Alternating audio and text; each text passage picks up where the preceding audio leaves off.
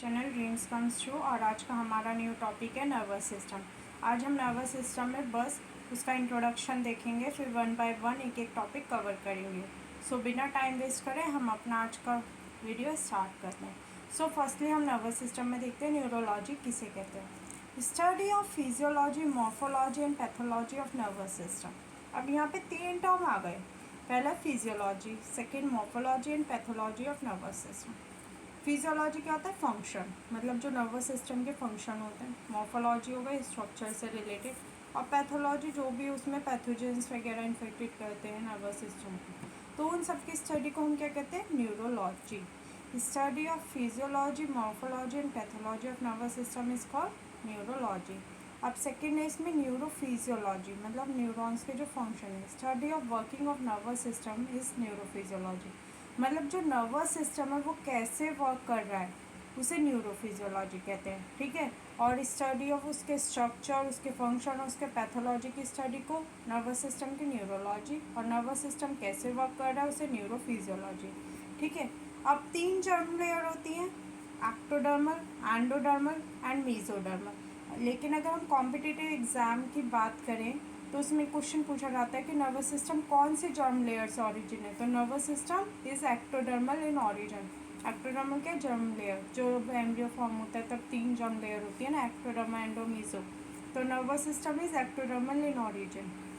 ठीक है, ये दोनों पॉइंट कॉम्पिटिटिव एग्जाम के लिए मोस्ट इंपॉर्टेंट है कि नर्वस सिस्टम एक्टोडर्मल ऑरिजिन है। First time nervous system was appeared in coelenterates. First time अगर हम नर्वस सिस्टम की बात करें, जो जो होते हैं हमारे sperm, coelenterates, aves, amphibians, vertebrate, ये सब होते हैं ना, तो फर्स्ट टाइम नर्वस सिस्टम किस में देखा गया था? सिलेंट्रेट्स में। ठीक है, वो बहुत ज़्यादा प्रिमिटिव था, डिफ्यूज टाइप का था, उसमें न्यूरॉन्स तो थे।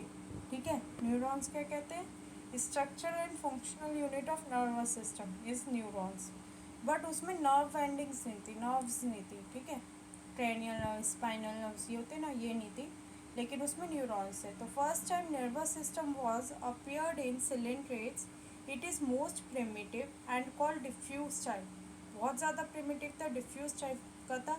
It has separated neurons but no nerve. Separated neurons तो थे बट नर्व्स नहीं थी। तो ये थे neurology, study of physiology, morphology and pathology of nervous system. Nervous system कैसे वर्क करता है? न्यूरोफिजियोलॉजी। नर्वस सिस्टम किससे ऑरिजिन हुआ है? कौन सी जर्म लेयर से? Ectodermal. First time nervous system coelenterates में देखा गया था, उसमें न्यूरॉन्स से सेपरेट, लेकिन नर्व्स नहीं थी। ठीक है, अब नर्वस सिस्टम को 3 कैटेगरी में कंप्राइज किया गया है: central nervous system, peripheral nervous system and autonomic nervous system. सबसे पहले हम बात करते हैं सेंट्रल नर्वस सिस्टम की। हालांकि इन्हें हम वन बाय वन करके डिटेल्स में देखेंगे, अभी हम इंट्रोडक्शन देख लेते हैं। Central nervous system, central nervous system divide कर गया, जो ब्रेन और स्पाइनल कॉर्ड होता है वो सेंट्रल नर्वस सिस्टम में आता है। ठीक है, पेरिफेरल नर्वस सिस्टम में क्रैनियल नर्व्स जो 12 होती है, 12 पेयर्स होते हैं। स्पाइनल नर्व 10 पेयर्स में होते हैं। ऑटोनॉमिक नर्वस सिस्टम जो इन्वॉलेंट्री कंट्रोल करता है, जिसमें आते हैं आपके सिंपैथेटिक नर्वस सिस्टम और पैरासिम्पैथेटिक नर्वस सिस्टम। ठीक है, जो फ्लाइट, फ्राइट, फाइट का काम करते हैं सिंपैथेटिक, और जो सिचुएशन को काम डाउन करने में काम करते हैं पैरासिम्पैथेटिक नर्वस सिस्टम। ठीक है, अब हम बात करते हैं सेंट्रल नर्वस सिस्टम की। अभी हमने देखा सेंट्रल नर्वस सिस्टम कंप्राइज है ब्रेन है स्पाइनल कॉर्ड में। ठीक है, 4 interconnected cavities are present in central nervous system called ventricles and neurocoels. 4 interconnected cavity पाई जाती है सेंट्रल नर्वस सिस्टम में, जिन्हें हम वेंट्रिकल या न्यूरोसिल्स कहते हैं। वेंट्रिकल्स और न्यूरोसिल्स कहते हैं जो 4 इंटरकनेक्टेड कैविटीज़ होती है, जो जिसमें फील होता है। उस कैविटी में कौन सा फ्लूइड फील होता है? सेरेब्रो स्पाइनल फ्लूइड, और लाइन होती है एपेंडाइमल सेल।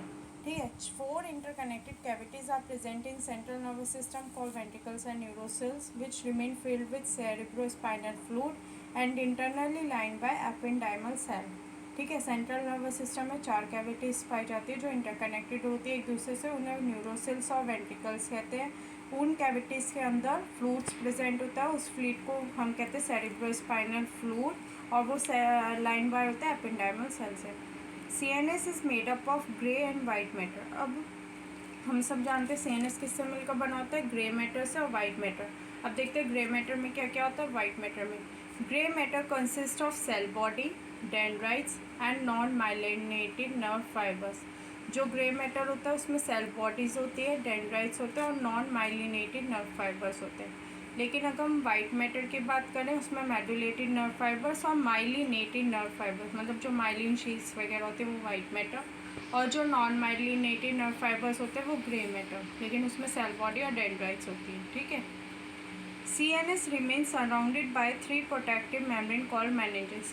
ब्रेन और स्पाइनल कॉर्ड जो पार्ट है CNS का, उसके सराउंडिंग में तीन प्रोटेक्टिव मेम्ब्रेन मिलती हैं जिन्हें कलेक्टिवली हम कहते हैं meninges। ठीक है। द स्कल cranium या cranium help protect the brain from injury. The brain is surrounded by a layer of tissue called meninges which are as follow. अब मैंने बात करी सेंट्रल नर्वस सिस्टम में ब्रेन और स्पाइनल कॉर्ड के surrounding में तीन प्रोटेक्टिव मेम्ब्रेन मिलती है जिन्हें कलेक्टिवली मेनिंजेस कहते हैं। ये मेनिंजेस किसी भी इंजरी ट्रॉमा से प्रिवेंट करते हैं स्कल क्रैनियम को। अब ये तीन होती हैं, पहली होती है pia mater, arachnoid mater, dura mater. Pia mater कौन सी होती है? इनर मोस्ट कवरिंग होती है, हाईली वस्कुलराइज और एंड न्यूट्रेटिव। हाईली वस्कुलराइज मतलब वहाँ पर ब्लड सर्कुलेशन बहुत ज़्यादा होता है, न्यूट्रेटिव होती है और इनर लेयर होती है। अरेकेनॉइड मिडिल कवरिंग होती है, absent in from. Again most important point for competitive exam कि जो मिडिल कवरिंग होती है ब्रेन की, जो सेंट्रल नर्वस सिस्टम की, वो एब्सेंट होती है फ्रॉग में। ठीक है।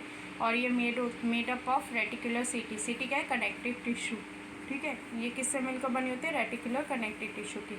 अब आता है dura mater. Dura matter outer most covering होती है, मतलब बाहरी लेयर होती है, थिक होती है, क्योंकि बाहर की जो लेयर होती है नॉन मस्कुलर, मतलब वहाँ पे ब्लड का कोई मतलब नॉन मस्कुलराइज होती है, प्रोटेक्टिव होती है and made up of white fibrous connective tissue. ठीक है। तो मेनिंजेस तीन कनेक्टिव टिश्यू लेयर से मिलकर बनाते हैं, ड्यूरा मैटर, रेकेरॉइड और pair matter. Dura matter thick होती है, नॉन मस्कुलराइज होती है और वाइट फाइब्रस कनेक्टिव टिश्यू से बनी होती है। Arachnoid reticular connective tissue. Pia mater highly vascularise और न्यूट्रेटिव होती है, जो कि इनर लेयर होती है। ठीक है। अगर हम बात करें इन्फेक्शन और swelling in meninges is called meningitis. जब आइटिस वर्ड आ जाता है इज रिलेटेड टू इन्फ्लामेशन। ठीक है। मेनिंजीस मतलब मैं उसमें इन्फ्लामेशन हो रहा है, तो इन्फेक्शन या स्वेलिंग हो जाती है मेनिंजेस में, उसे मेनिंजाइटिस कहते हैं, जो कॉज करता है मेनिंजोकोकल बैक्टीरिया। ठीक है। तो ये था हमारा आज का first lecture about nervous system. I hope you guys आपको ये लेक्चर पसंद आया और समझ में आया हो। नेक्स्ट लेक्चर में इन्हें हम डिटेल में देखेंगे सेंट्रल नर्वस सिस्टम के जो पार्ट होते हैं, fore brain, mid brain, hind brain, peripheral nervous system, cranial nerve, spinal nerve और sympathetic nervous system, parasympathetic nervous system. अगर गाइस आपको ये वीडियो अच्छी लगी तो please like, comment, share and subscribe my channel. Thank you guys for watching this video.